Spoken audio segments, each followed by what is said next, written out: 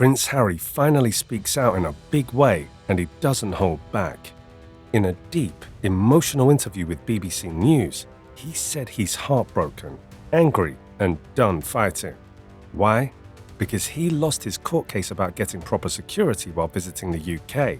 He now says it's simply not safe to bring Meghan, Archie, and Lilibet back home. I can't see a world in which I would be bringing my wife and children back to the UK at this point.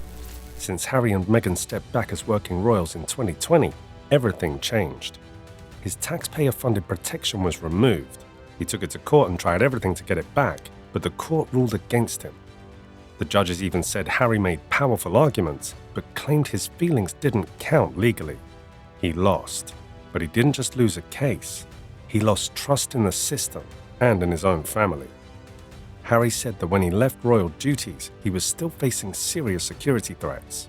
He was told he had one of the highest risk levels, and then suddenly, beginning of 2020, I was scored the highest as far as risk was concerned, and then overnight I was reduced to the lowest without actually going through the risk management board. The risk management board is supposed to look at security threats every year.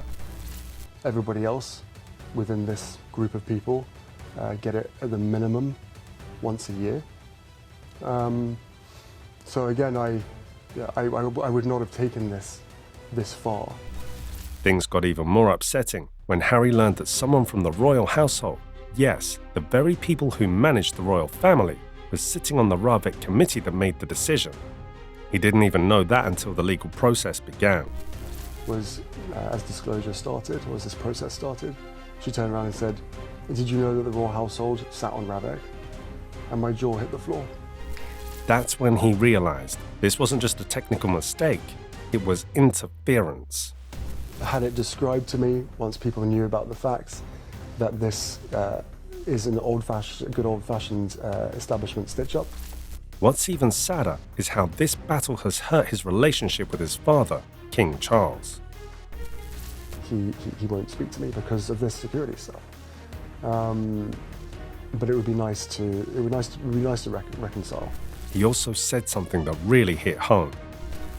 I would love reconciliation with my family. There's no point in continuing to fight anymore. As I said, life is precious. I don't know how much longer my father has. He made it clear that this isn't just a legal issue. At the heart of it is a family dispute. And it makes me really, really sad that we're sitting here today, 5 years later, where a decision that was made, most likely, in fact I know, to keep us under the roof. The most shocking part, Harry believes security was used as a way to control him. I don't think that anymore. Now I know that it was, security was used as leverage. He thinks they tried to scare him into coming back to royal life. Everybody knew that they were putting us at risk in 2020, and they hoped that me knowing that risk would force us to come back. But then when you realise that didn't work, do you not want to just keep us safe? He feels like he's being punished for trying to live differently. He doesn't even get to choose who represents him in the security process. That I choose, I am forced to go through the royal household and accept that they are putting my best interests forward during these conversations and the deliberations. You could tell he didn't trust that at all. Even worse, he said that his removal from security didn't just affect him, it sent a message to the whole world that he wasn't worth protecting. And not only did they decide to remove my security in the UK, but they also signalled to every single government around the world not to protect us. That's a huge deal, and he's scared. Harry talked about how heartbreaking it was that his children may never see his homeland. So, I miss the UK. I miss parts of the UK, of course I do. And I think that it's really quite sad that I won't be able to show, my children my homeland. He loves his country, but he feels like it doesn't love him back. And then came the part about money. The British tabloids made people think that protecting Harry would cost £20 million. But according to him, those headlines are way off. From British newspapers, those figures are obviously grossly exaggerated by about 18, 19 times. He says people wrote to their politicians using those fake numbers, all stirred up by the press. Harry also pointed out that many other people, including private citizens who never have public roles, still get protection if they're at risk. So why not him? You know, I was made a private citizen by the royal household, not by Rabbit, by the royal household. I can't be a private citizen. I will never be seen as a private citizen. I will never be treated as a private citizen. Not by the media, not by most people, and certainly not by anybody that wants to harm me. He's especially angry that there seems to be one rule for him and another rule for everyone else. Whether I have an official role or not is irrelevant to the security needs that I would need. Let me rephrase that.